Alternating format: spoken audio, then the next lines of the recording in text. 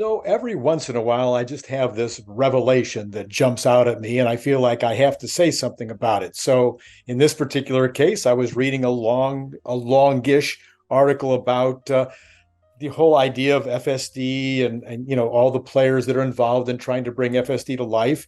And I read about, I mean, it was really a long article in Atlantic, which is they tend to do these very long articles. And I'm reading through and reading through and reading through. I keep thinking, how come they're not mentioning Tesla? Well, then they finally did. So, but it was way down in the article, and it was actually good report, decent reporting. Atlantic tends to have some of the best reporting out there, as long as it's not political.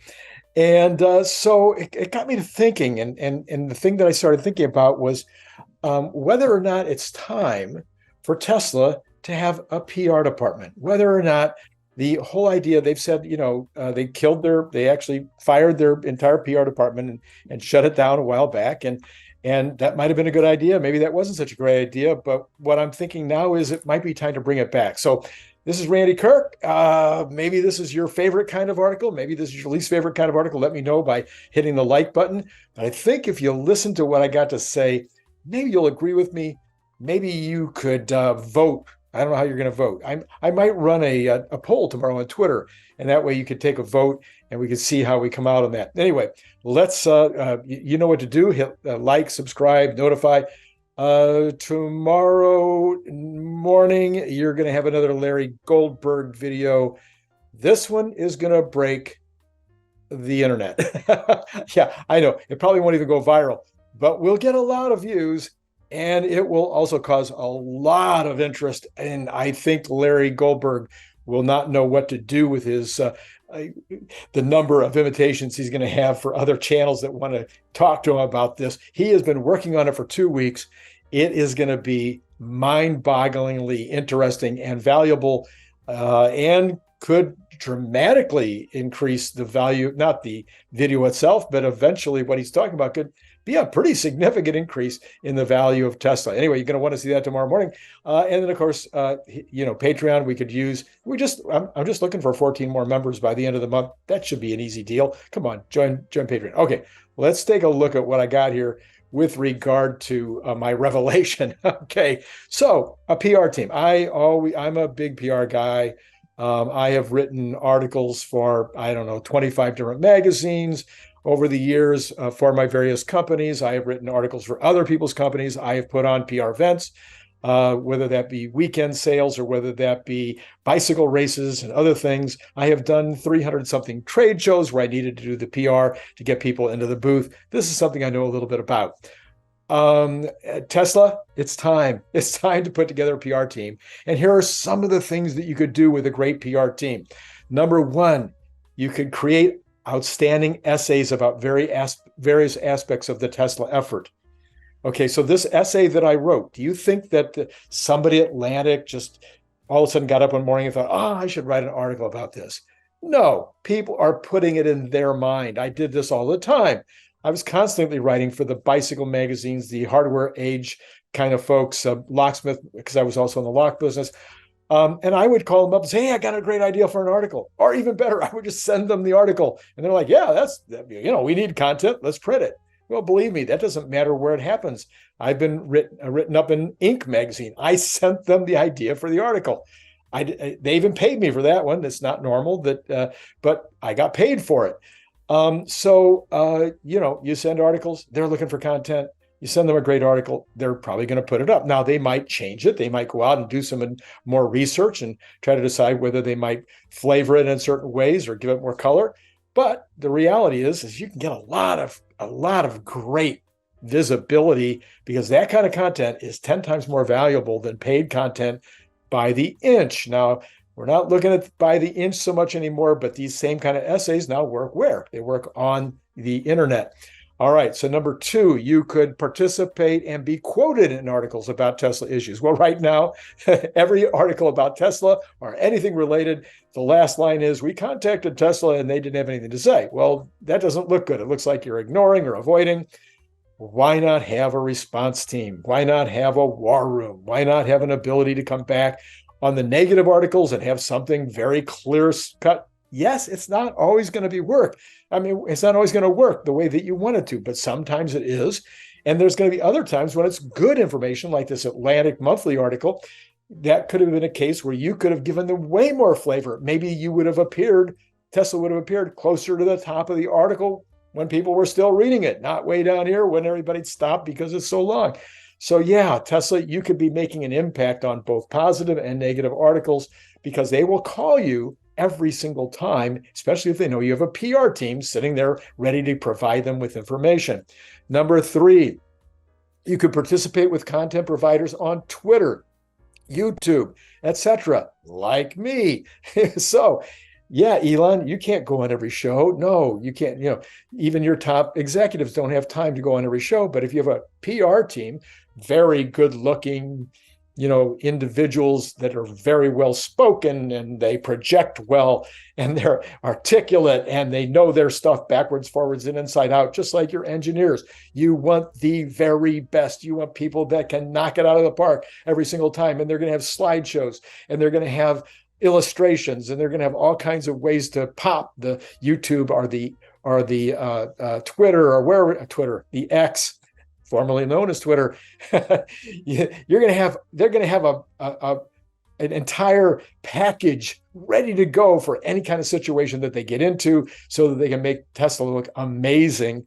And that's just going to increase the amount of eyeballs that see this kind of stuff on X, as well as the competitors. You're going to be seeing more there as well. You could obviously even be doing stuff on Instagram, TikTok, etc., by making these packages and putting the people in place that can do this kind of stuff. All right, you could participate. You could respond to issues. Oh, I already kind of said this, but then there's a lot of negative stuff out there. Get ahead of it. You know when it's going to pop. You know when NISTA is going to put out a report. They've already called you, so you know it's going to be reported on. Get ahead of it. Put something out that puts the fire out before the fire is talked about.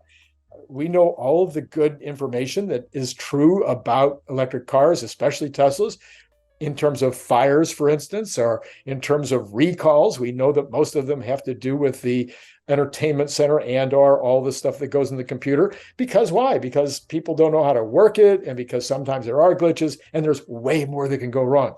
So anyway, this would be a great way. Get out ahead of that kind of stuff. The next one is set up the playing field prior to announcements. You're doing a phenomenal job of that right now with regard to Cybertruck. Oh my gosh, there's not a day that goes by that there isn't something that people can respond to, or show a picture of, or talk about all over the internet, all over the news with regard to Cybertruck. Well, you're doing that kind of naturally because you can do that by just having Cybertrucks with camouflage driving around the city streets. But if that was more planned, more projected on every single kind of announcement, whether that's the opening of the Shanghai mega factory, whether that, whatever it is, and you could come up with way more announcements, because right now everybody's wondering, when are you going to start doing something in the Shanghai mega factory to start making the mega packs over there? Well, maybe there's something going on there which you could talk about in terms of when it's going to be, or what the problems you're having, or what are the successes you're having. All that kind of stuff can be one more headline. All right. Next would be provide test vehicles. Well, all of these different magazines would like to be able to test. They would like to be able to put their person in the seat. Sometimes some companies do that with an employee of the company with them. Sometimes they'll just give it to them for a week or a month, let them drive around. I'm sure that you could organize this in such a way is that you would tend to get very good reviews from these people that are driving the vehicles. It's a time-tested way of doing things. Again, it just provides way more information out there for people to deal with. And of course, one of the good things about PR is all the things I'm talking about are so much less expensive than putting together an ad campaign, so much less expensive even than some of the normal kinds of things that companies do in order to get attention. You could generate free pictures, videos for use in content. Have a page for guys like me. Even if you don't have somebody ready to come on my channel and talk about it, which I think, as I mentioned above, would be even better, even if there's not somebody to come on my channel, maybe you just have a page that has articles, has spreadsheets, has tables, has articles, pictures, videos, et cetera, all kinds of stuff. It's like a PR page.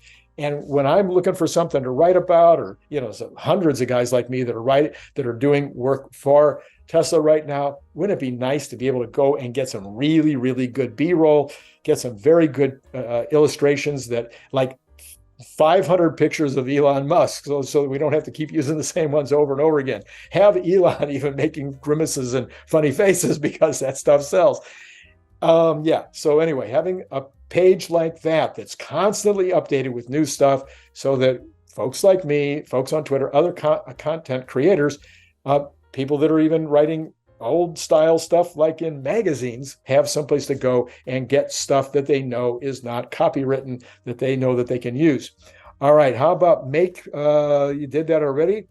So those are a bunch of the things that could be done if Tesla had a PR team. There are other things that I haven't even spoken to.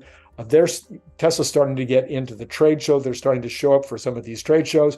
A good PR team, you could maybe get into more shows, local shows, bigger shows, auto shows, etc., and not just have the